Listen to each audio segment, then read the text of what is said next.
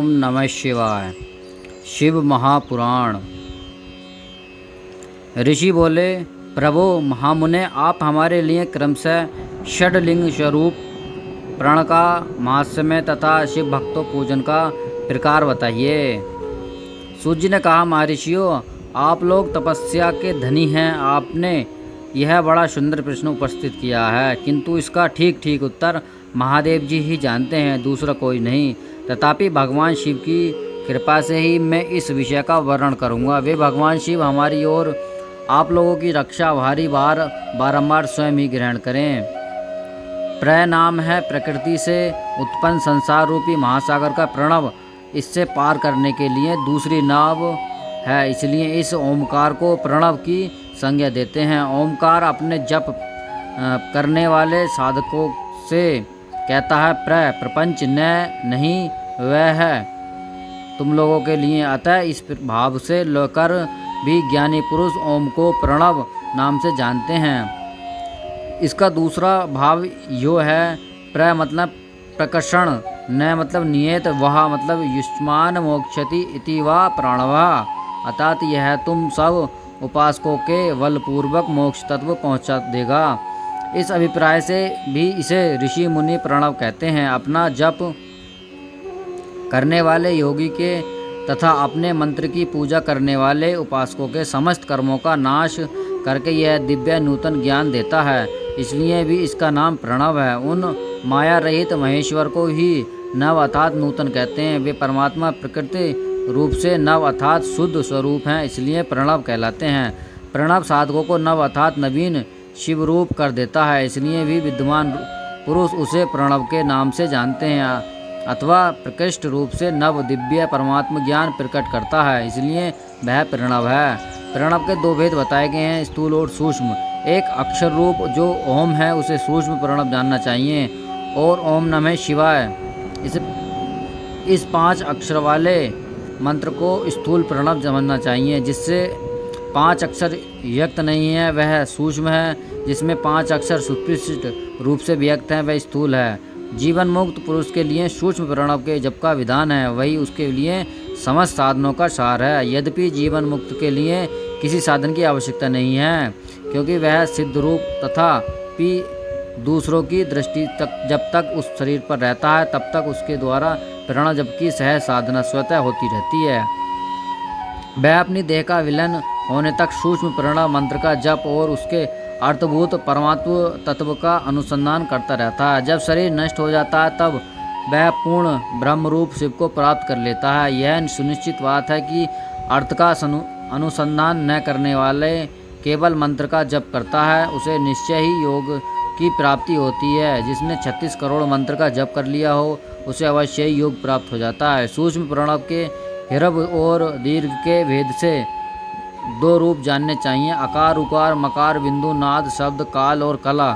इनसे युक्त जो प्रणव है उसे दीर्घ प्रणव कहते हैं। वह योगियों के ही हृदय में स्थित होता है। मकार प्रयत्न जो ओम है वह अ, उ और मैं इन 3 तत्वों से युक्त है, इसको हव्य प्रणव कहते हैं। अ शिव है, उ शक्ति है और मैं मकार, इन दोनों की एकता है, वह त्रितत्व रूप है। ऐसा समझकर हव्य प्रणव का जप करना चाहिए।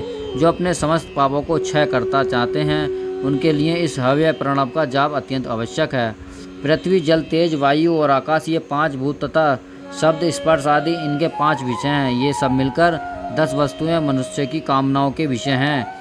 इनकी आशा मन से लेकर जो कर्मों के अनुष्ठान में संलग्न होते हैं वे 10 प्रकार के पुरुष प्रकृत अथवा प्रकृति मार्गी कहलाते हैं, तथा जो निष्काम भाव से शास्त्र विहित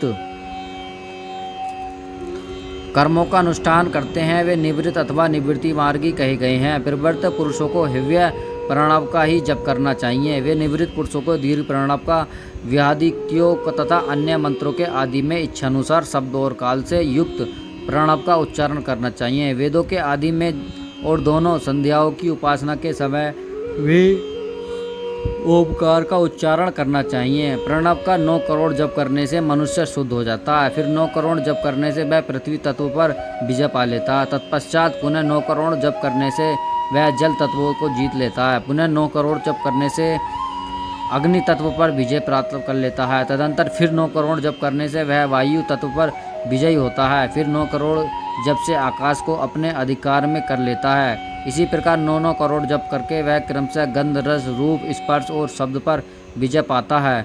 इसके बाद फिर 9 करोड़ का जप करके अहंकार को जीत लेता है। इस तरह 108 करोड़ प्रणव का जप करके उत्कृष्ट बोध को प्राप्त पुरुष शुद्ध योग का लाभ करता है।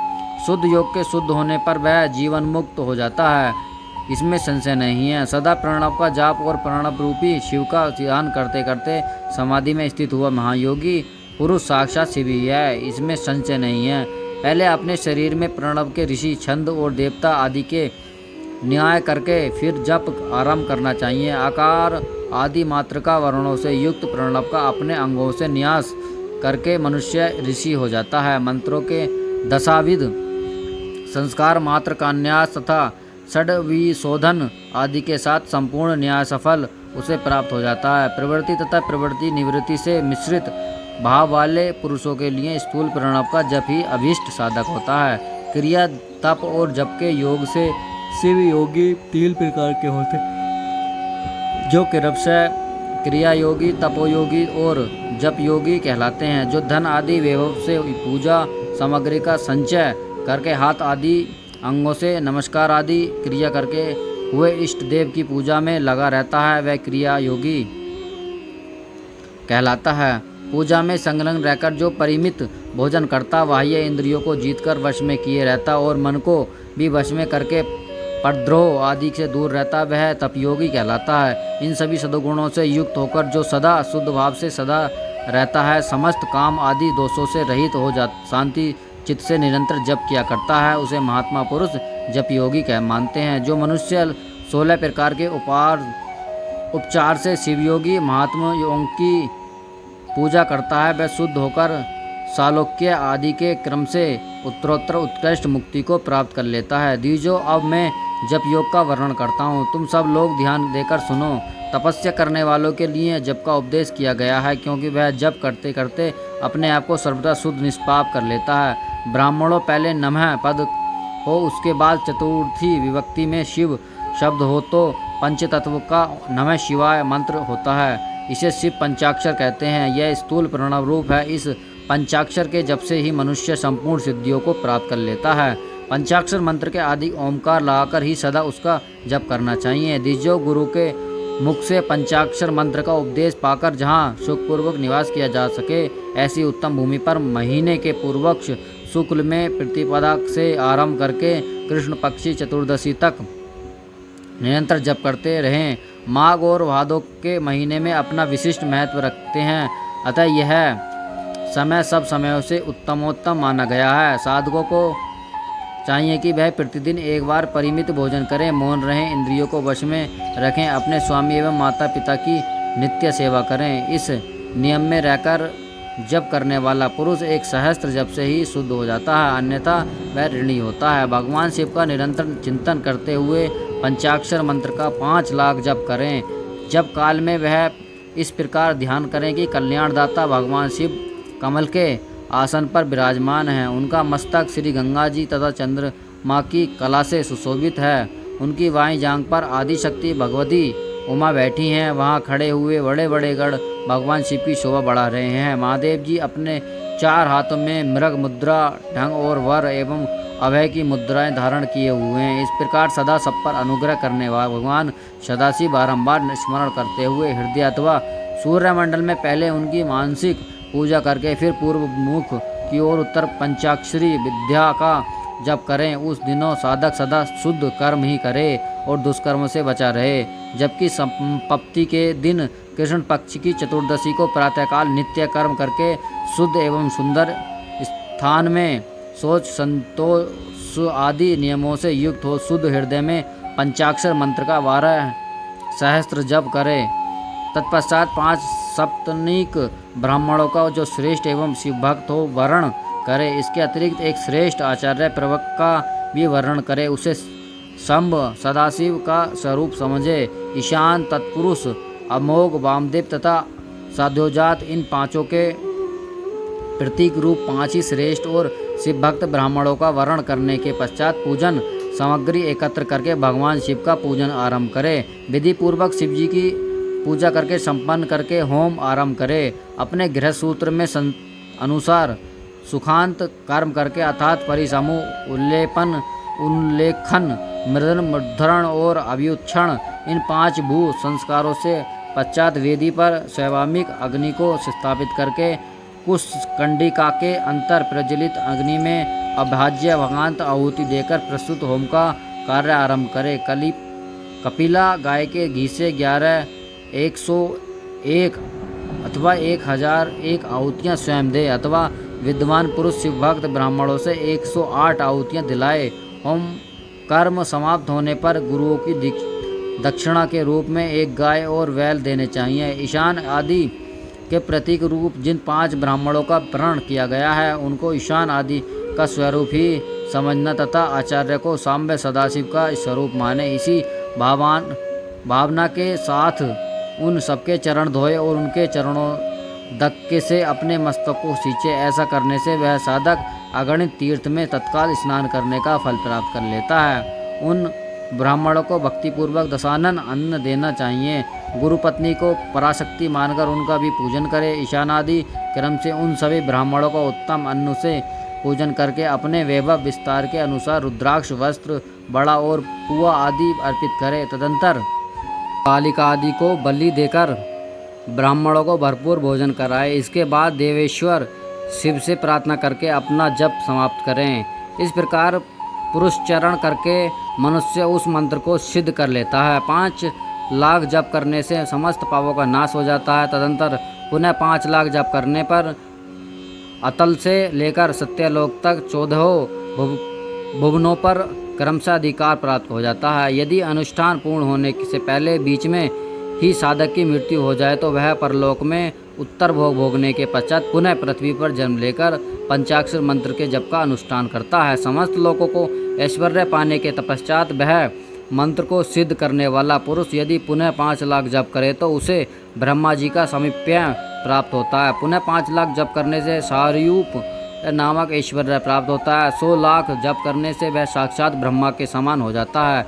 इस तरह कार्य ब्रह्म हिरण्यगर्भ का सायुज्य प्राप्त करके वह उस ब्रह्म का प्रलय होने तक उस लोक के यथेष्ट भोग भोगता है। फिर दूसरे कल्प का आरंभ होने पर ब्रह्मा जी का पुत्र होता है। उस समय फिर तपस्या करके दिव्य तेज से प्रकाशित हो क्रमशः मुक्त हो जाता है। पृथ्वी आदि कार्य स्वरूप भूतों द्वारा पाताल से लेकर सत्यलोक पर्यंत ब्रह्मा जी के 14 लोक क्रमशः निमित्त हुए सत्यलोकों से ऊपर क्षमा लोक तक जो 14 भुवन हैं वे भगवान विष्णु के लोक हैं। क्षमा लोक से ऊपर सूचिलोक पर्यंत 28 भुवन स्थित हैं। सूचिलोक के अंतर्गत कैलाश में प्राणियों का संहार करने वाले रुद्रदेव विराजमान हैं। सूचिलोक से ऊपर अहिंसा लोक पर्यंत 56 भुवनों की स्थिति है। अहिंसा लोक का आश्रय लेकर जो ज्ञान कैलाश नामक नगर शोभा पाता है उसमें कार्यभूत महेश्वर सबको अदृश्य करके रहते हैं। अहिंसा लोक के अंत में काल चक्र की स्थिति है। यहाँ तक कि महेश्वर के विराट स्वरूप का वर्णन किया गया है। वहीं तक लोगों को तिरोधान अथवा लय होता है। उसके नीचे कर्मों का भोग है और उससे ऊपर ज्ञान का भोग। उससे नीचे कर्म माया और उसके ऊपर ज्ञान माया। अतः मैं कर्म माया और ज्ञान माया का तात्पर्य बता रहा हूँ। माँ का अर्थ है कि लक्ष्मी और उससे कर्म भोग यात प्राप्त होता है, इसलिए वह माया अर्थात कर्म माया कहलाती है। इसी तरह माँ अर्थात लक्ष्मी से ज्ञान भोग यात अर्थात प्राप्त होता है, इसलिए उस माया का ज्ञान माया कहा गया है। उपयुक्त सीमा से नीचे नश्वर भोग है और ऊपर नित्य भोग। उससे ऊपर ही तिरोधान अथवा लय है। ऊपर ही वहाँ से नीचे और कर्म में पाशों द्वारा बंधन होता है। ऊपर बंधन का सदा अभाव है। उससे नीचे ही जीव सकाम कर्मों का अनुसरण करते हुए विभिन्न लोकों को योनियों में चक्कर काटते हैं। उससे ऊपर लोकों में निष्काम कर्म का ही भोग बताया गया है। बिंदु पूजा में तत्पर रहने वाले उपासक वहाँ से नीचे के लोकों में ही घूमते हैं। उसके ऊपर तो निष्काम भाव से शिवलिंग की ही पूजा करने वाले उपासक ही जाते हैं। जो एकमात्र शिव जी की उपासना में तत्पर हैं वे उससे ऊपर के लोकों में जाते हैं। वहाँ से नीचे के जीव कोटि तथा और ऊपर ईश्वर कोटि, नीचे संसार जीव रहते हैं और ऊपर मुक्त पुरुष, नीचे कर्म लोक हैं और ऊपर ज्ञान लोक, ऊपर मद और अहंकार का ज्ञान नाश करने की नम्रता है। वहाँ जन्म जनित तिरोधान नहीं है, उसका निवारण किए बिना ही वहाँ किसी का प्रवेश संभव नहीं है। इस प्रकार तिरोधान निवारण करने से ज्ञान शब्द का अर्थ ही प्रकाशित होता है। आदि भौतिक पूजा करने वाले लोग उससे नीचे लोकों में ही चक्कर काटते हैं। जो आध्यात्मिक उपासना करने वाले हैं वे ही उसमें ऊपर को जाते हैं।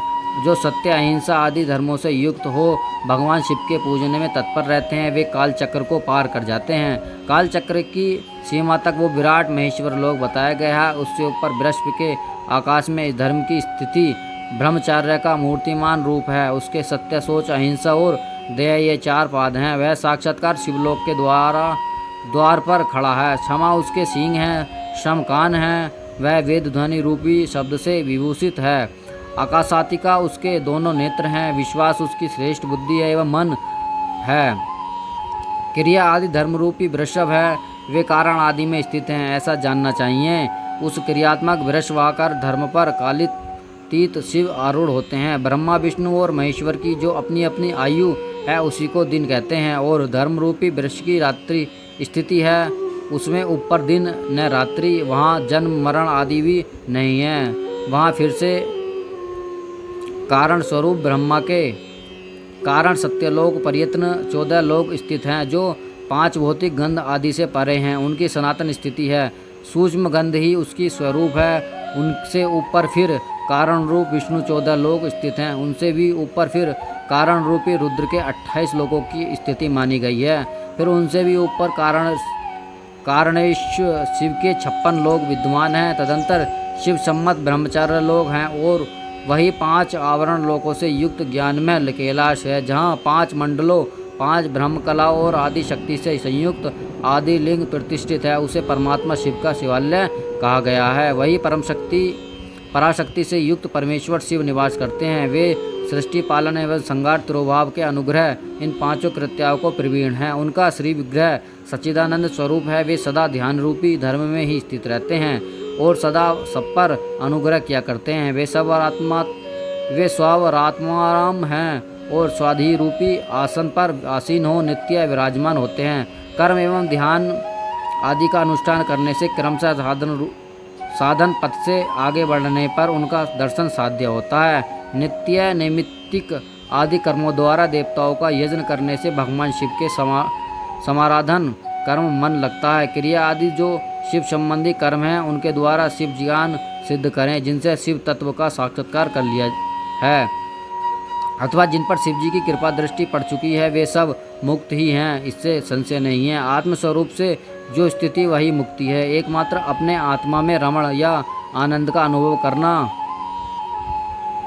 ही मुक्ति का स्वरूप है। जो पुरुष क्रिया, जप, तप, ज्ञान और ध्यान रूपी धर्मों के भलीभांति स्थित है वही शिव का साक्षात्कार करके स्वरात्म रूप मोक्ष को प्राप्त कर लेता है। जैसे सूर्य देव अपनी किरणों से अशुद्धि को दूर कर देते हैं, उसी प्रकार कृपा करने से कुशल भगवान शिव अपने भक्तों के अज्ञान को मिटा देते हैं और अज्ञान की निवृत्ति हो जाने पर शिव ज्ञान स्वतः प्रकट हो जाता है। शिव ज्ञान से अपना विशुद्ध स्वरूप आत्मराम तत्व प्राप्त होता है और आत्मराम तत्व की सम्यक स्थिति हो जाने पर मनुष्य कृतज्ञ हो जाता है। इस तरह यहाँ जो कुछ भी बताया गया है वह पहले मुझे गुरु परंपरा से प्राप्त हुआ। तत्पश्चात मैंने पुनः नंदिकेश्वर मुख से इस विषय को सुना था। नंदिकेश्वर से जो स्वयं वेद शिव वैभव हैं उनका अनुभव केवल भगवान शिव को ही है। साक्षात शिव लोक के उस वैभव का ज्ञान सबको शिव की कृपा से ही हो सकता है, अन्यथा ऐसा अस्तित्व पुरुषों को कथन है। साधकों को चाहिए कि वह 5 लाख जप करने के पश्चात भगवान शिव की प्रसन्नता के लिए महाभिषेक एवं निवेदक करके शिव भक्तों का पूजन करे। भक्ति पूजा से भगवान शिव बहुत प्रसन्न होते हैं। शिव और उनके भक्ति में कोई भेद नहीं है, वह साक्षात शिव रूप ही हैं। शिव रूप मंत्रों को धारण करके वह शिव ही हैं हो गया है। अतः शिव भक्त का शरीर शिव रूप ही है, अतः उसकी सेवा में तत्पर रहना चाहिए। जो शिव के भक्त हैं वे लोक और वेद की सारी क्रियाओं को जानते हैं। जो क्रमशः जितना शिव मंत्र का जप कर लेता है उसके लिए शरीर को उतना शिव का समीप्य प्राप्त हो जाता है, इससे संशय नहीं है।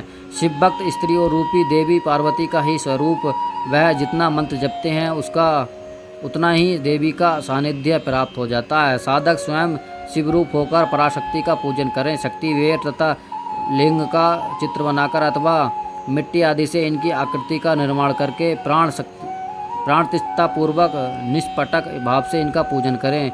शिवलिंग को शिव मानकर, अपने को शक्ति रूप समझकर शिवलिंग को देवी मानकर और अपने को शिव रूप समझकर शिवलिंग को नाद रूप तथा शक्ति को बिंदु रूप मानकर परस्पर सटे हुए शिवलिंग और शक्तिलिंग और शिवलिंग के प्रति उपाद्र प्रधान और प्रधान की भावना से रखते हुए जो शिव और शक्ति का पूजन करता है वह मूल रूपी भगवान कर भावना करने के कारण शिव रूप ही है। शिव भक्त शिव मंत्र रूप होने के कारण शिव के ही स्वरूप हैं। जो 16 उपचारों से उनकी पूजा करता है उसे अविष्ट वस्तु प्राप्त होती है। जो शिवलिंग गोपाशक शिव भक्त की सेवा आदि करके उसे आनंद प्राप्त प्रदान करता है उसे विद्वान भगवान शिव बड़े प्रसन्न होते हैं। 5, 10 या 100 सप्तनिक भक्तों को बुलाए भोजन आदि के द्वारा पत्नी सहित उनका सदैव समादर करें। धन में देह से और मंत्र से शिव भावना रखते हुए उन्हें शिव और शक्ति स्वरूप जानकर निष्कपट